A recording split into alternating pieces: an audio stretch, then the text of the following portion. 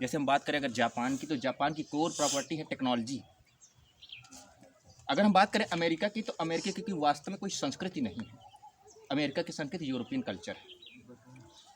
तो भारत की जो कोर प्रॉपर्टी है वो है यहाँ की आध्यात्मिकता। और जब मैं कहता हूँ आध्यात्मिकता, तो उसका मात्र एक ही अर्थ है कि व्यक्ति उन चेतना की गहराइयों को छूता है, जब जहाँ से उसका उद्गम है, जहाँ से वो आया है।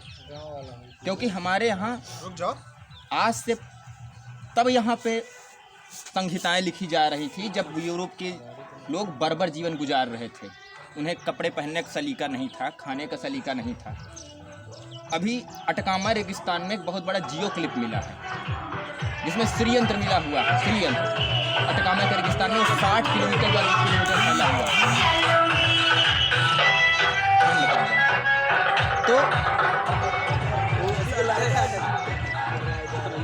अटकामा रेगिस्तान में आपको अगर बात करते हैं भारत के गौरव की, कितना अतीत भारत का कितना गौरवमयी रहा होगा, उसके प्रमाण हैं। भी अटकामा रेगिस्तान में एक आकृति मिली हुई है जो 60 किलोमीटर लंबी है।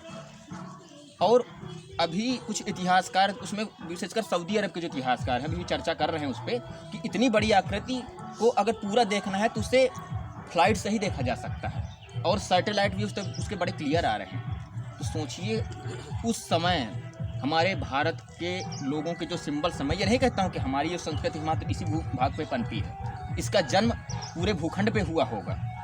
और अभी भी अगर मैं बात करता हूँ, आप में से बहुत सारे लोग विज्ञान के विद्यार्थी होंगे, तो आपने फिजिक्स एक शब्द सुना होगा, क्वांटम फिजिक्स। क्वांटम फिजिक्स का सूत्रपात भारत में आज से 15,000 वर्ष पहले हुआ था। ये तो रिकॉर्डेड डेटा है जब ये किताबें लिखी गई। इसके पहले भी हमारे यहाँ परंपरा रही है स्मृतियों की। हमें जो ज्ञान हुआ उसे हमने अगली पीढ़ी को कहा, वो श्रुति बनी। उन्होंने अगली पीढ़ियों को कहा, वो स्मृति बनी जाके, और बाद में उसका फिर संकलन किया गया। लिखा तो बहुत बाद में गया।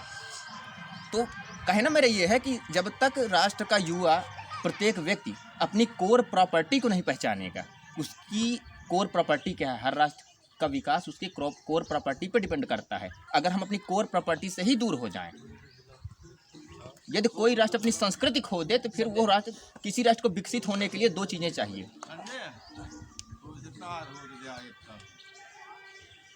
भी होना पड़ेगा।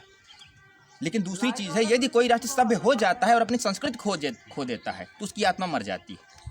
आत्मा खाली व्यक्तियों की ही नहीं होती है, राष्ट्र की भी एक आत्मा होती है, राष्ट्र की भी एक चेतना होती है। और राष्ट्र की चेतना का निर्माण होता है उसके व्यक्तियों से, राष्ट्र की चेतना का विकास होता है उसके व्यक्तियों से। अटल बिहारी वाजपेयी जी ने, जो एक महान कवि भी थे, पत्रकार भी थे और प्रधानमंत्री थे हमारे भारत के, उन्होंने एक चीज़ कहा था कि भारत कोई भूखंड मात्र नहीं है, यह एक युग पुरुष है, और इसके सीने में आध्यात्मिकता धड़कती है। इसी के साथ मैं अपनी बात को विराम देना चाहता हूँ। समझने वाले के लिए शायद इतना पर्याप्त होगा। धन्यवाद।